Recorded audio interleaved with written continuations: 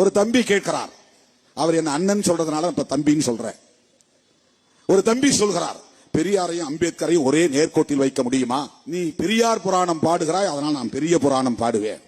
பிராமண கடப்பாரை கொண்டு திராவிட கோட்டையை இடிப்பேன். அந்த தம்பிக்கு நான் சொல்லுகிறேன், நீங்கள் வெளிப்படையாக வந்து விட்டீர்கள். பூனைக்குட்டி வெளியே வந்து விட்டது. இவ்வளவு காலம் நாங்கள் நம்பிக்கொண்டிருந்தோம் நீங்கள் தமிழ் தேசியம் தான் பேசுகிறீர்கள் என்று.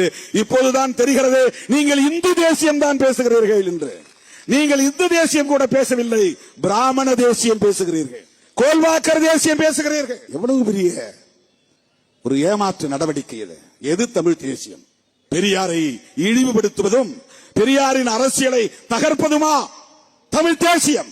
ரெண்டு பேரு தங்களை தாங்களே அடையாளப்படுத்திக் கொண்டார்கள். தமிழ்நாட்டு மக்கள் விழிப்பாக இருக்க வேண்டும். ஒரு தம்பி இப்ப புதுசா கட்சி தொடங்கிய தம்பி, அவருக்கு ஒரே ஒரு அஜெண்டா தான். ஒரே கட்சி ஒரே அஜெண்டா. அவருக்கு என்ன அப்படின்னா ஒரே அஜெண்டா தான். திமுக ஒரு தீய சக்தி, திமுக ஒரு தீய சக்தி, திமுக ஒரு தீய சக்தி. நீங்க திமுகவை திட்டத்தை பத்தி எங்களுக்கு ஒன்றும் கவலை இல்லை, எங்களுக்கு அதுல ஒன்றும் பிரச்சனை கிடையாது. நீங்க யார் என்பது தெரிந்து விட்டது. நீங்கள் தமிழுக்காகவும் தமிழ்நாட்டு மக்களுக்காகவும் தமிழ் மண்ணுக்காகவும் போராடுவதற்காக கட்சி தொடங்கவில்லை.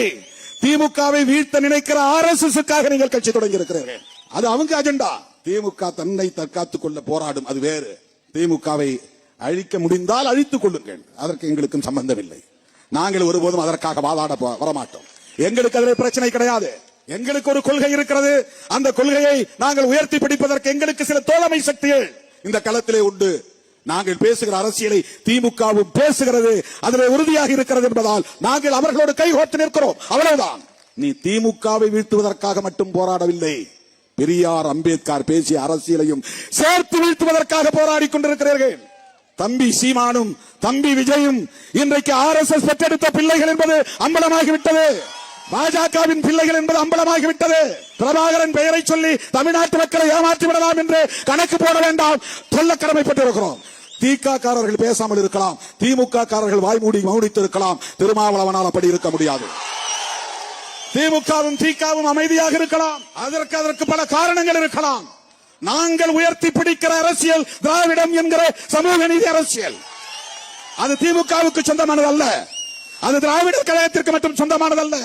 எனது பாட்டன் அயோத்திதாச பண்டிதர் முன்மொழிந்த அரசியல், ஆரியத்திற்கு எதிரான அரசியல், பார்ப்பனியத்திற்கு எதிரான அரசியல், புரட்சியாளர் அம்பேத்கர் உயர்த்தி பிடித்த அரசியல். என்ன கத்தி பேசிவிட்டால் அது நியாயமாகி விடுமா?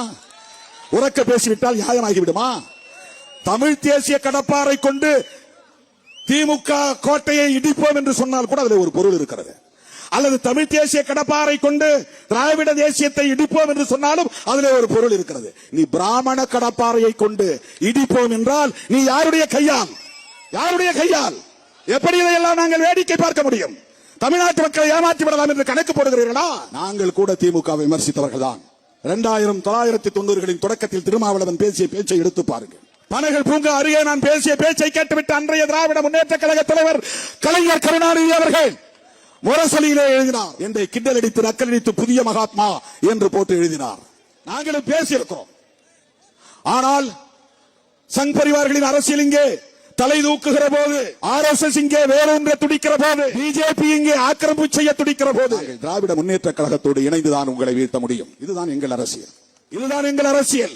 நாங்கள் பார்ப்பன சமூகத்திற்கு எதிரானவர்கள் இல்லை, பார்ப்பனியம் என்கிற அரசியலுக்கு எதிரானவர்கள். இதைத்தான் வள்ளுவன் பேசினான், இதைத்தான் அவை பாட்டி பேசினார், இதைத்தான் மகாத்மா பூலே பேசினார், இதைத்தான் புரட்சியாளர் அம்பேத்கர் பேசினார், இதைத்தான் தந்தை பெரியார் பேசினார், அதைத்தான் திருமாவளவன் இன்றைக்கு பேசுகிறார்.